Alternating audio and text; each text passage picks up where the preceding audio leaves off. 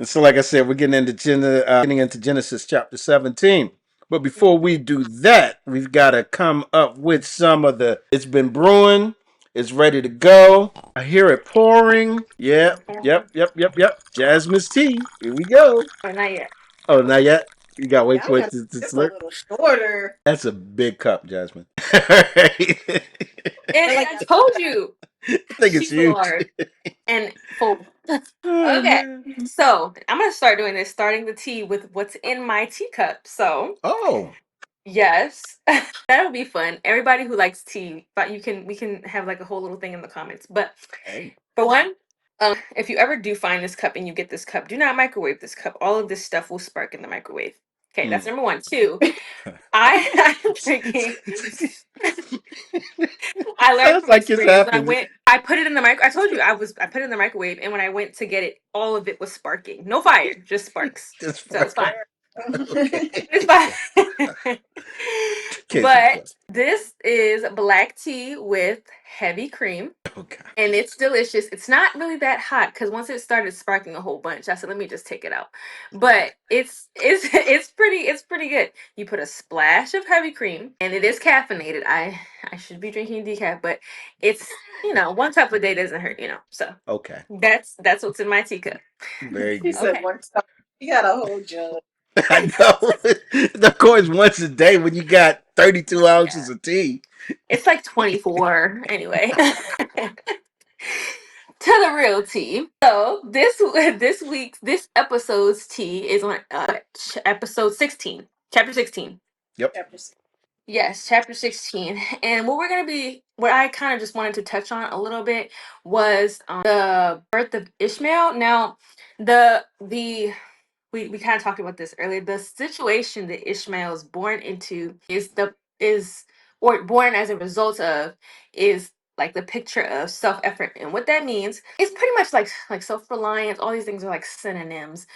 Doing things at your own hand Mm-hmm. without the consult of God. So to make it a little more personal, I actually, before I got married, I was very serious about like I need to hear from the Lord first. I said I Mm-hmm. cannot do this without hearing from the Lord, and I was like, this is a big deal. Marriage is a very serious union, and I want my marriage to be, recognized by God. Like I want this to all be done in the way that God intends this to happen. So I prayed and prayed and prayed and prayed and prayed. When I tell you every single day, I was praying multiple times a day. I prayed the scary prayer. I said, Lord, if this is not meant to be, I need you to take this and this man away. I just need some clarity, and I need the signs to be very, very clear. Yes or no? I need something. And I was talking to husband's dad actually, and a few other people at my church. And I was like, I don't want to act without God's say. And I don't know if I'm hearing him. I don't know if I'm hearing him clearly. And then when I do feel like I'm hearing him, I'm not trusting it and I'm having a Mm-hmm. hard time. So I want to make a move, and I don't want the move to be the wrong move. I don't want to be thinking I'm hearing the Lord and I'm hearing myself. Yep.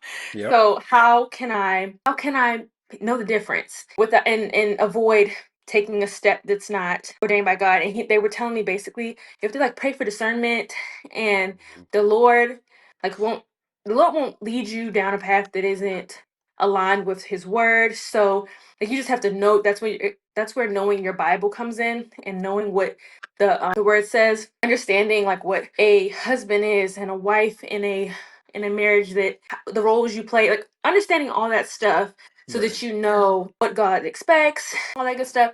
And after a while, after like I had prayed for so long, someone told me like in your waiting you also take steps, but you continue to consult the Lord. And if there is a redirection that happens, like that needs to happen, you'll start to notice their doors will be closing, and these things will get really hard, or the situation won't just seem right. You'll know. And that was comforting to me because my goal ultimately was to do what the Lord wanted me to do. So Right. I wasn't resistant to that. And after so much prayer and like, okay, Lord, step or no, like stand here or do I wait? What do I do? I decided to move forward, and it wasn't a hard moving forward.